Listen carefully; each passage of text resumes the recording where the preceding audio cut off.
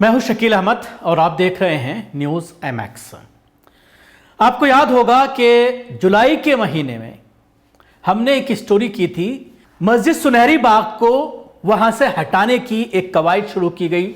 Delhi traffic police ने NDMC को लिखा और उसके बाद 28 जून को वहां पर इंस्पेक्शन किया गया। ये बात जब दिल्ली वक्फ बोर्ड को मालूम चली तो उसके बाद वो कोर्ट गए, लेकिन अब इस पूरे मामले को लेकर बाकायदा मस्जिद को यहां से रिमूव करने के लिए आज अखबार में एक एडवर्टाइज NDMC की तरफ से दिया गया है। आप अपने टीवी स्क्रीन पर यह एडवर्टाइज देख सकते हैं। यह advertise new Delhi municipal council की तरफ से department of horticulture and environment की तरफ से यह एक पब्लिक नोटिस दिया गया है, जिसमें उन्होंने आम लोगों से इस मस्जिद को यहां से रिमूव करने के लिए उनसे राय मांगी गई है और उसमें पुराने नोटिफिकेशन का भी हवाला दिया है और कुछ कानून प्रक्रिया को लेकर के इसमें बाकायदा पूरे नोटिस के अंदर बताया गया है कि किस तरह से 2016 में एक एक्ट बनाया गया उस बायलॉज के हिसाब से, और 2009 में भी एक नोटिफिकेशन जारी किया गया था हेरिटेज बिल्डिंग को लेकर grade 3 instead vide notification dated 1/10/2009। और उसके बाद आखिर में objections and suggestion can be submitted by email up to 5 PM by 1/1/2024, यानी 1 जनवरी 2024 को शाम के 5 बजे तक आप इस मेल पर, जो आप अपनी टीवी स्क्रीन पर मेल ID देख रहे हैं, chief.architect@ndmc.gov.in, इस ईमेल ID पर एक बार फिर आप इस ईमेल ID को नोट कर लीजिए। चीफ, टीवी स्क्रीन पर आपको ये मेल ID दिखाई दे रही है, इसको आप नोट कर लीजिए। डिस्क्रिप्शन में भी मैं इस मेल ID को दे रहा हूं ताकि आप वहां से भी इस मेल ID को देख सकते हैं। और इस मेल ID पर 5 बजे तक 1 जनवरी 2024 तक, यानी आज 25 दिसंबर 2023 है, आज से 6 दिन का वक्त है। इन 6 दिन के अंदर आपको इस मेल ID पर chief.architect@ndmc.gov.in इस ईमेल ID पर आप आपत्ति दर्ज कराइए ज़्यादा से ज़्यादा संख्या में। आपको याद होगा लॉ कमीशन को लेकर भी एक अभियान चलाया गया था जब तलाक बिल आया था, या अभी जिस तरह से यकसा सिविल कोड को लेकर भी all India Muslim personal law board के जरिए मुहिम चलाई गई थी। तो ये आम लोगों की जानकारी के लिए ये पूरी जानकारी मैं लेकर आया हूं, क्योंकि इस तरह के नोटिस कुछ पेपरों में दे करके गुमराह किया जाता है और ज़बरदस्ती ऐसे लोगों से उस पर मेल कराई जाती है ताकि फिर आप जो है फिर अपना सीना पीटते रहिए। इसलिए ज़रूरी इस बात की है कि इस ईमेल ID पर हज़ारों लाखों की संख्या में लोग मेल करें और इस रिमूवल के खिलाफ आपत्ति दर्ज कराएं कि मस्जिद से किसी तरह की कोई ट्रैफिक की दिक्कत नहीं है। अक्सर हमारा वहाँ से गुजरना होता है, कोई परेशानी नहीं है, स्मूथ ट्रैफिक चलता है, ज़्यादा इस गोल चक्कर पर ट्रैफिक रहता भी नहीं है। कुछ ट्रैफिक शाम के वक्त में ज़रूर रहता है, लेकिन इस तरह का ट्रैफिक नहीं रहता जिस तरह का आजकल कनॉट प्लेस के आउटर सर्किल में या फिर इंडिया गेट के सर्किल पर नज़र आता है। इंडिया गेट के सर्किल पर रात को, सुबह को लगातार 2 घंटे सुबह और 2 घंटे शाम ज़बरदस्त ट्रैफिक रहता है, जाम की स्थिति बनी रहती है। लेकिन क्या इस जाम की वजह से कोई ऐसी हेरिटेज बिल्डिंग है जिसको हटाने की प्लानिंग किसी के ज़रिए की गई हो, या फिर कनॉट प्लेस में क्या कोई ऐसी कोई प्लानिंग की गई है? नहीं, हरगिज़ नहीं। जानबूझ करके इसको निशाना बनाया जा रहा है। अब इसको लेकर, जैसा कि मैंने पहले भी बताया था, अंग्रेज़ों के ज़माने में जब यहाँ पर अंग्रेज़ों को हुकूमत करते थे तो उस वक्त भी कुछ हेरिटेज मस्जिदों को लेकर हटाने की बात अंग्रेज़ों के ज़रिए जब लुटियन जोन बनाया जा रहा था, रीडेवलप किया जा रहा था लुटियन जोन को 1940 में, उस वक्त मुसलमानों ने एहतजाज किया और तकरीबन 32 मस्जिदों की एक लिस्ट तैयार की गई।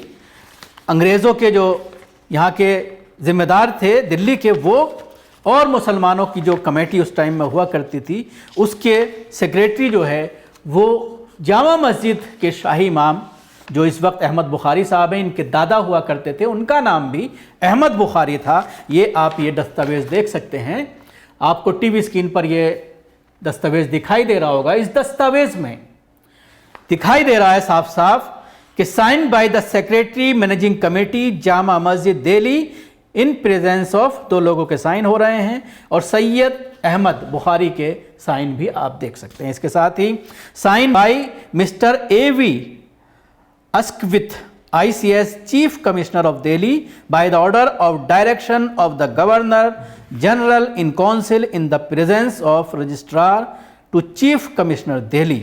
ये तमाम साइन हो रहे हैं 1/5/1940, यानी 1 मई 1940 का ये दस्तावेज है। इस पर बाकायदा डेट भी पड़ी हुई है। इसके साथ ही मैं मस्जिदों की लिस्ट भी दिखाना चाहूँगा। इन मस्जिदों की लिस्ट में टोटल 42 मस्जिदों के नाम हैं जो नई दिल्ली के एरिया में हैं। इनमें बहुत सारी मस्जिदें कनॉट प्लेस में हैं, अरविंद हॉस्पिटल के बाहर है, पुराना किले के अंदर है, ये तमाम। उसके बाद फिरोज शाह कोटला के अंदर जो मस्जिद है उसका भी जिक्र है। तो टोटल 42 मस्जिद हैं, जबकि 12वें नंबर पर मस्जिद सुनहरी बाग इसमें जो है वो दर्ज किया गया है न्यू दिल्ली। मस्जिद राब्तागंज जो इंडिया गेट पर है उसका भी जिक्र है, पार्लियामेंट की मस्जिद का भी जिक्र है। बहुत सारी मस्जिदें हैं, 42 मस्जिदें हैं इसमें, जिनको बाकायदा अंग्रेज़ों के पीरियड में ये छूट दी गई थी। अब ये कहानी कहाँ से शुरू हुई, कहाँ से ये पूरा षड्यंत्र रचा गया, ये भी मैं आपको बताना चाहूँगा। उसके भी मेरे पास पेपर हैं। और फिर इस पूरे मामले में दिल्ली वक्फ बोर्ड ने क्या किया, ये भी हम बात करेंगे। आप ये पेपर देख सकते हैं।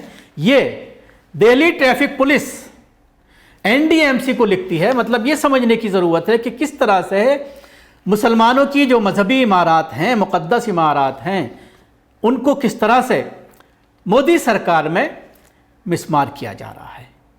इस मस्जिद के सामने कुछ कब्रें भी थीं, दरगाहें भी थीं, उनको जो है 6 महीने पहले तोड़ दिया गया, उनको शहीद कर दिया गया, वहाँ से हटा दिया गया। अब आपने दिल्ली में देखा था कि जगह जगह पर दरगाहों के खिलाफ जो मुहिम चलाई जा रही थी, उसमें इस दरगाह को भी, यहाँ पर जो दरगाहें थी उनको भी निशाना बनाया गया। Office of the additional commissioner of police traffic zone 2nd ground floor PS तिलक मार्ग न्यू दिल्ली की तरफ से एक लेटर लिखा गया chairman new Delhi municipal council की तरफ से, और उनसे ये कहा गया कि इस इलाके में, इस राउंड अबाउट पर जहाँ पर ये मस्जिद है सुनहरी बाग मस्जिद, यहाँ पर ट्रैफिक की समस्या पैदा होती है। इसलिए आपसे कोई ऐसा प्लान मांगा जाता है NDMC से, जिस पर इस पूरे मामले में हम जो है यहाँ पर या तो इसको मस्जिद को हटाया जाए या कोई ऐसा प्लान हमें दिया जाए जिससे इस राउंड अबाउट पर जो है वो ट्रैफिक स्मूथ हो जाए। इसके साथ ही मैं बताना चाहूँगा, इस राउंड अबाउट पर आधे हिस्से में मस्जिद है और आधे हिस्से में जो है मेट्रो का यहाँ पर चिलर लगाया हुआ है, चिलिंग प्लांट लगाया हुआ है। जो मेट्रो स्टेशन है उसको ठंडा करने के लिए AC प्लांट यहाँ पर लगा हुआ है। तो क्या इस AC प्लांट को भी शिफ्ट किया जाएगा, ये भी एक बड़ा सवाल उठता है। उसके बाद 27 जून को एक सर्कुलर जारी किया जाता है। उसमें यह कहा जाता है कि एक ज्वाइंट इंस्पेक्शन कराया जाएगा और उसके बाद जो है जब ये बात वक्फ बोर्ड को पहुंचती है, मालूम चलता है कि हमें नहीं बुलाया गया, तो वक्फ बोर्ड हाई कोर्ट जाता है। उसके बाद हाई कोर्ट एक और डेट देता है कि 12 जुलाई को जो है वो इंस्पेक्शन कराया जाए। इंस्पेक्शन हुआ और उसके बाद फिर ये मामला हाई कोर्ट की तरफ जब गया तो हाई कोर्ट ने कहा कि अब इंस्पेक्शन हो गया है और अब जो है दिल्ली ट्रैफिक पुलिस या NDMC पूरी तरह से खुद मुख्तार है, वो जो चाहे फैसला करे। और उसके बाद पिटीशन को जो है वो डिसमिस कर दिया जाता है।